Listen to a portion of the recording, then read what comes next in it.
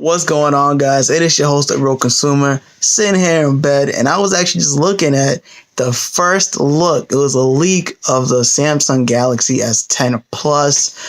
First of all, the phone looks amazing. Let's just say that. I'll put a link in the description below. I know this is mad stupid and whatever. Like, who makes a tech video like this? But one, I have no time to set up.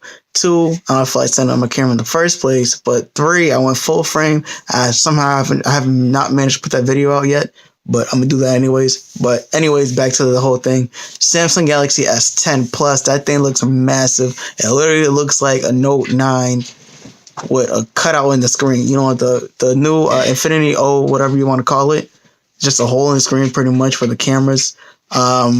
It does look good. It doesn't look as intrusive as I thought. I know the photos, the rendering look like, it didn't look too bad, but you can't, renderings don't really like give you like a real world view, really. It's as much as it can, but it can only do so much. But seeing it in that person's hands and that really crappy video, I think it looked dope.